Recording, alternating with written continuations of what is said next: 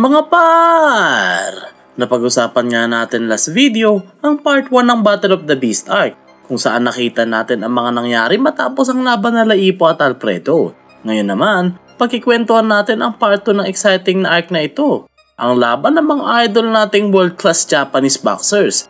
Sa araw ng mga nakakapanabik na laban, sa Kamogawa Gym waiting room, si Takamura ay relax na natutulog habang hinihintay ang kanyang laban. Kaya nabilib ang mga gymmates nito dahil kahit nga world champion fight ang lalabanan ni Takamura, relax na relax pa rin siya. Habang si Ippo, Aoki, Kimura at Itagaki naman ay pumunta na sa audience seats. Narinig nila na si Mashiba at Sendo ay nagsisigawan at para bang may gulo sa loob ng waiting room. Sunod nating nakita, ang mukha nila Sendo at Mashiba na bugbog at puro sugat. Nag-aaway itong dalawa dahil ayaw matawag ni Mashiba na opening act para kay Sendo. Sinubukan silang pigilan ng kanilang mga coach pero ayaw pa rin itong tumigil ni Mashiba at pinatid si Sendo. At sunod na sinipa ang mukha ng sinubukang bumawi ng isa. Tinanong ni Sendo kung anong klaseng boksingero ang gumagamit ng mga sipa. Ang katwiran naman ni Mashiba na wala naman sila sa loob ng ring. Kaya naman sabi ni Sendo na, ganun, di balagbaga na to, lahat pwede mangyari. Natakot ang mga coach sa kanilang nakita at dito natin nakita na si Sendo ay may hawak na steel chair. Sunod nitong pinokpok sa likod si Mashiba pero hindi naman nagpatalo ang Grim Reaper at tinuod ang upuan na tumama sa mukha ng tigre. Wala nang magawa ang kanilang mga coach kung hindi panoorin ang kaguluhan na nangyayari. Napaisip ang mga to kung makakaabot pa nga ba ang dalawang to sa kanilang mga laban. Narinig ni Yagi ang mga kalabog sa kabilang kwarto. At natuwa siya dahil akala niya ang dalawang magkaribal na ito ay pinapainit ang isa't isa. Langya tong mga to, akala mo wala mga importanteng laban mga gunggong ang putik. Habang ina-announce na magsisimula na ang OPBF Lightweight title match, ang cheering squad ni Mashiba na tinatawag na Hell Society ay nagsimula ng magingay. Inexplain ni Ippo kila Aoki na ang Hell Society ay mga katrabaho ni Mashiba. Nang nagre-ready na si Mashiba para umalis papunta sa ring, nagreklamo si Sendo dito dahil ang tagal nitong umalis sa waiting room. Pero sagot naman ng Grim Reaper na si Sendo nga ang dahilan kung bakit siya na late. Habang naglalakad si Mashiba paalis sa pinto, sinubukang patirin ni Sendo ito. Pero basang-basa ito ng Grim Reaper at sunod na sinabi na ang mga legs ni Sendo ay masyadong maikli. Sunod nating nakita ang isang maangas na OPBF Lightweight Champion na si Ryo Mashiba habang pinapakilala. Sa pag-akyat nito ng ring, nagulat ang lahat ng manonood kung bakit bugbog na agad ang champion. Naiirita si Mashiba dahil gusto na nito magsimula at tapusin agad ang laban para makabalik agad sa waiting room at tapusin ang kanilang unfinished business ni Sendo. Ang kanyang kalaban na si Romeo ay naguguluhan kung bakit galit at bugbog na agad ang champion. Pero sa tingin ng coach nito na si Mashiba ay natetense lang at kinakabahan. Sa waiting room, sinabi niya na Oka na first time niyang gumamit ng yelo sa kanyang boksingero bago pa magsimula ang laban. Sunod na sinabi ni coach na gusto niya mag-focus si Sendo sa kanyang paparating na match. Pero ang mabangis na tigre na to ay walang paki doon at nakapokus lang ito kay Mashiba. Nang magsimula ang laban, si Romeo ay mabilis na nag-orthodox stance habang si Mashiba naman ay agarang sumugod. Nagulat nga ang mga audience dahil first time nilang makitang unang sumugod ang Grim Reaper. Napansin ni Ippo na predicted nitong si Romeo ang pagsugod ni Mashiba at hinihintay nitong makalapit ang champion. Nang makalapit na ang Grim Reaper, nagbato ito ng isang solidong chopping right. Subalit nailagar ito ni Romeo at mabilis na dumistansya. Muling nakalapit si Mashiba kay Romeo at nagpakawala na naman ng isa pang chopping right. Pero this time, sinalag naman ito ni Romeo at muling dumistansya. Nagulat ang mga manonood dahil parang ang gusto ni Mashibang ibaon si Romeo sa lupa. Sa pangatlong beses, muli na namang nakalapit si Mashiba at nagpakawala ng chopping right. Ngunit kinounter na ito ni Romeo ng isang solid left hook na tumama sa panga ng champion. Dahil sa suntok na yon, nangatog ang tuhod ni Mashiba. Napansin ni Kimura na mula simula, yun na talaga ang plano nitong si Romeo. Nag-hesitate lang ito dahil lang kagaling ang chopping right sa mga unusual angle at blinak ang pangalawang suntok para ma-figure out ang anggulo ng suntok na yon. Sa isip nga ng ating bida na ang chopping right ay maraming openings, subalit sobrang intimidating ng suntok na to the point na hindi ka makakagalaw at bilang lang sa daliri ang kaya kumounter sa suntok na yon. Kaya malupit din talaga tong si Romeo. Mga par, nga pala, si Romeo ay may 80% knockout percentage at ito ay kababayan rin natin na mula sa Pilipinas. Nag-aalala si Coach Toho dahil sa natamong suntok ni Mashiba sa panga dahil hindi nga ito kayang sumunod ng mga malalakas na suntok masyado. Habang sumusugod si Romeo papalapit kay Mashiba para hindi ito makapagpahinga, ginamit na ng Grim Reaper ang kanyang signature style na Hitman stance at sunod na nagpaulan ng mga malulupit na flicker jabs na nagpatigil sa pagbabate ng challenger. Pero mabilis ang nagamay ni Romeo at sinalag ang mga paparating na flicker jabs habang patuloy itong umaabante. Sa tingin nila Itagaki na ang mga suntok nga ni Mashiba hindi ganun kasolid dahil sa natamo nitong suntok sa panga. Nang makalapit na sa close range si Romeo, nagsimula na magbato ang champion ng chopping right. Ngunit madaling pinatalsik ng challenger ang kamao nito at sunod na nagpakawala ng malabombang right hook. Nasalag ni Mashiba ang suntok pero napatalsik ito sa lubid. Muli na namang nagbato ng chopping right ang champion, subalit madali na lang itong inilaga ni Romeo at sunod nagpakawala ng napakadaming body blow kay Mashiba. Sa waiting room, nagagalit si Sendo dahil opening act niya nga daw itong si Mashiba kaya't dapat manalo ito sa laban. Sinabi ni Coach Yanaoka na ito ngang si Romeo ay hindi pa napapatumba ng kahit sino. Inuunti-unti nitong pinapahina ang kanyang kalaban at saka pinapabagsak sa second half. Dagdag pa nito na mahihirapan nga ang champion na mabaliktad ang laban. At kung matalo si Mashiba, si Sendo ang may kasalanan noon. Mabilis na tumalon ang laban sa round 5 at nang mailagan muli ang chopping rate ng champion, pinaulanan nito ulit ng sunod-sunod na body blows. Nakita ni Romeo na magbabatuloy itong si Mashiba ng isa pang chopping right, kaya pinano nitong tapusin ang laban sa isang body blow knockout. Ngunit huli na nito napansin na ang chopping right na yun ay isang take dahil binabanan ni Mashiba ang kanyang kamay nito para magbato ng right uppercut at ang maladinamitang right uppercut na to ay kumonekta ng malinis sa mukha ng challenger.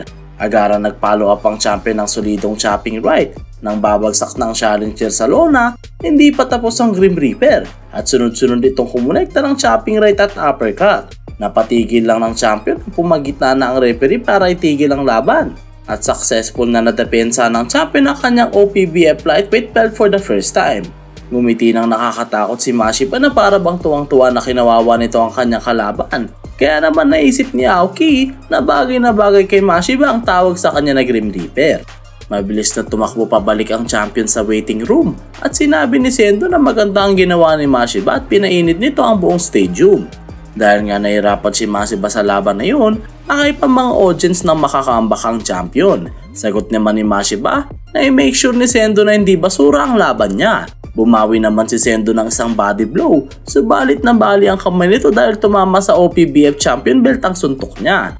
Agara namang tinaas ni Mashiba ang kanya kamay para magpakawala ng chopping right. Nang iilagan na ni Sendo ang suntok na yon, bigla ang pinalitan ni Mashiba ng solidong uppercut na kumonekta ng malinis. Mabilis na binuhat ni Yanaoka si Sendo bago pa lumala ang away. Pinagalitan naman ni Coach Toho si Mashiba pero napansin rin nito na ito ang kanilang way para palakasin ang loob ng isa't isa. Bago magsimula ang laban ni Sendo kay Jose Narco na isang WBAP pranker at Mexican featherweight champion, pinangunahan ni Hoshi ang cheering squad nitong si Sendo. Lumabas at confident na naglakad papuntang ring ang naniwa tiger na si Takeshi Sendo. Ngunit nagulat ang lahat dahil kaparehas kay Mashiba, bugbog na agad itong si Sendo bago pa magsimula ang laban. Sa loob ng ring, excited si Sendo sa paparating na laban niya kay Jose, the Mexican stallion Narco. Naalala ni Narco kung paano pinatumban ni Sendo ang apat na Mexican boxer kaya tinawag itong Mexican Killer. Pero naniniwala siya ang lahat ng natalo ni Sendo ay mas mahina sa kanya. At dahil nga marami nang nakalaban si Sendo ng Mexicanang boxer, alam na nito ang weakness niya. Pagkasimula ng laban, agarang sumugod si Narco. Pero napatigil ito makita niya ang boxing stance ni Sendo. Naramdaman nga agad ni Narco ang pressure sa loob ng ring at para bang nasa isang kulungan siya kasama ang isang tigre.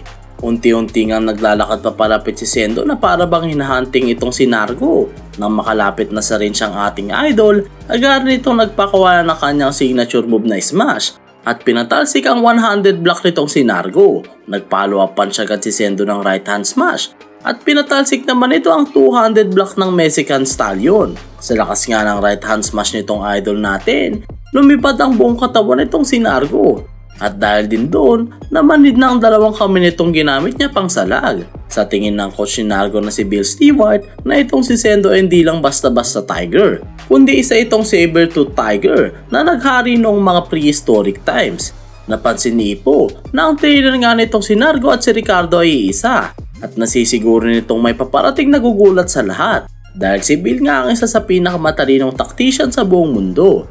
Gusto ni Bill na ipakita ni Nargo kung bakit extinct na ang saber-tooth tiger. Sabay na nag-step in si Sendo at Nargo. Si Jose ay kumonekta ng mga jabs, nagpakawala naman si Sendo ng smash. Subalit, mabilis na dumistansya na itong si Nargo bago pa kumonekta ang suntok na yon. Muli ngang sumugod si Nargo papalapit. Nang mailagan nito ang pinakaulan na left jab ni Sendo, agaran nitong kumonekta ng mga jab sa mukha.